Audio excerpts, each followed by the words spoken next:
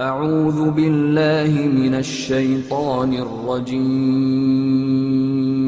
بسم الله الرحمن الرحيم. Allah said about His ability to return us back to life perfectly on the day of resurrection, yes, we are able to fashion in perfect order the very tips of His fingers. 1400 years ago, some people wondered why God chose to mention the fingertips instead of mentioning something more complicated like the kidney or the eye. Today, science proved that this part of the body is one of the most complicated parts because it is carrying a unique fingerprint. Go back 1400 years ago and ask anyone, how could you distinguish between one person and the other, to point out to the individuality of each person in the Day of Judgment? It is logical to speak about the features, the face, like I used to say, a birthmark like Gorbachev's, something that make the individual unique and distinct from others. Why is it that out of all the apparent features of the human being, the Quran chose, in the context of specifying the individuality of each person in the Day of Judgment, the fingertip? It's common knowledge. No two fingerprints are identical, even in identical twins. And for those who might say, how a DNA? I say, all right, if you have watched OJ trial, you know that sophisticated as it may be, it is not as definitive as still the simple fingerprint. Almighty Allah said 1400 years ago about mountains, "Have we not made the earth as a wide expanse and the mountains as stakes?" The famous geologist Sir George Airy discovered that what we see on top of the earth, perceiving them as mountains, are just the tops of the mountains, while most of their masses are embedded underground, exactly like a stake that is used to anchor a tent in the ground.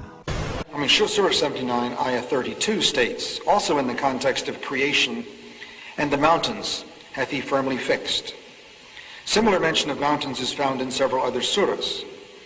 It is permissible to interpret this to imply that mountains are rooted and that modern geophysics has established deep crustal roots for the axial parts of mountain systems at converging plate boundaries. We need research into the history of early Middle Eastern oral traditions to know whether, in fact, such historical events have been reported. If there is no such record, it strengthens the belief that God transmitted through Muhammad bits of his knowledge that we have only discovered for ourselves in recent time. Allah God Almighty said in the Quran, "It is He who created the night and the day, and the sun and the moon. They swim along, each in an orbit."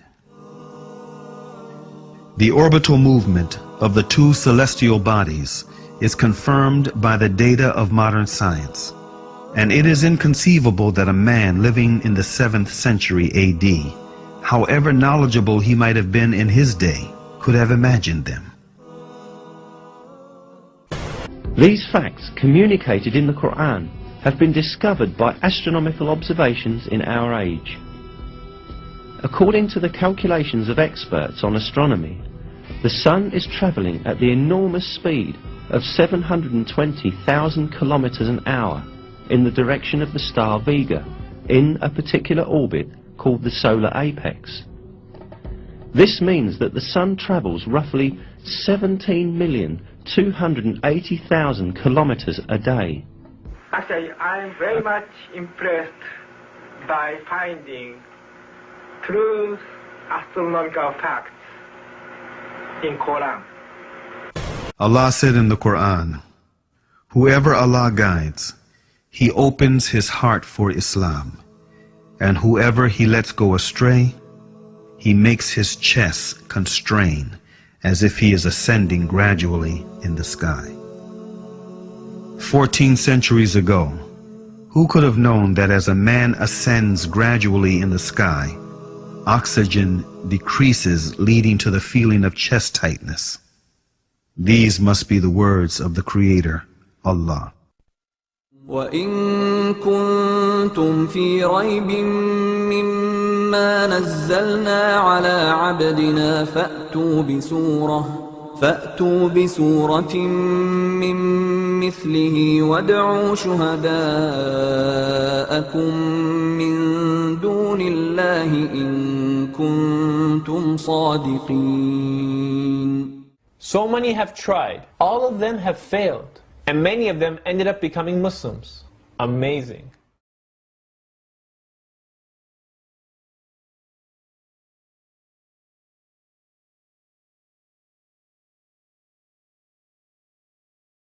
After examining the Holy Scriptures in the light of modern science, Dr. Maurice Bucaille, a famous French scientist, mentioned the following statement in his book, The Bible, the Quran, and Science. I could not find a single error in the Quran. I had to stop and ask myself, if a man was the author of the Quran, how could he have written facts in the 7th century that today are shown to be in keeping with modern scientific knowledge? إِنَّ الَّذِينَ كَفَرُوا بِالذِّكْرِ لَمَّا جَاءَهُمْ وَإِنَّهُ لَكِتَابٌ عَزِيزٌ لا يأتيه الباطل من بين يديه ولا من خلفه تنزيل من حكيم حميد أفلا يتدبرون القرآن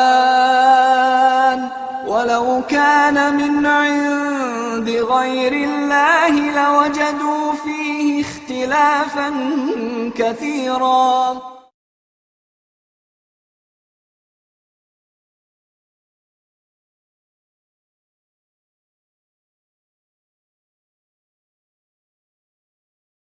As far as it is known from the history of embryology, little was known about the staging and classification of human embryos until the 20th century.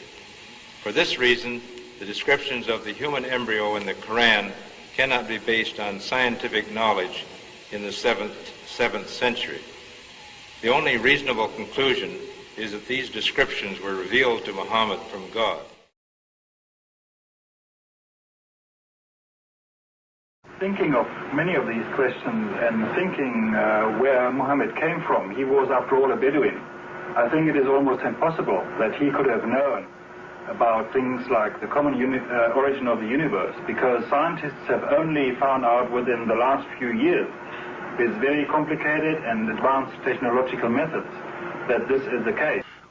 Somebody who did not know something about nuclear physics 1400 years ago could not, I think, be in a position to find out from his own mind, for instance, that the earth and the heavens had the same origin.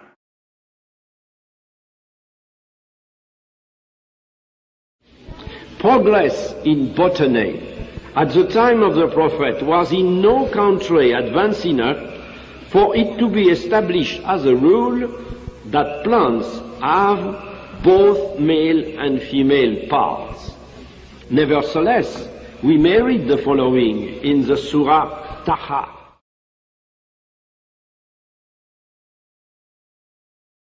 والله خلق كل دابة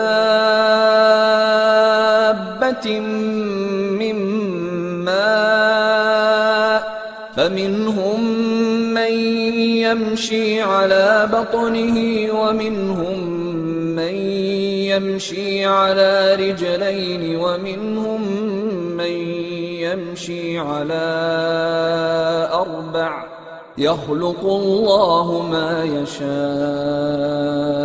إن الله على كل شيء قدير.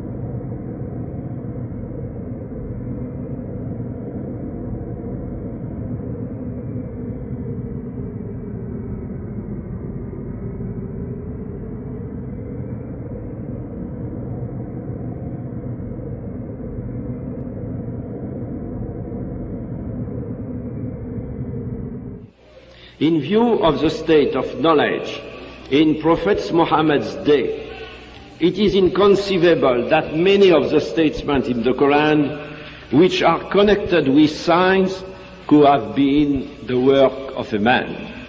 It is therefore perfectly legitimate not only to regard the Quran as the expression of a revelation, but also to award it a very special place on account of the guarantee of authenticity it provides and the presence in it of reflections which, when studied today, appear as a challenge to human explanation.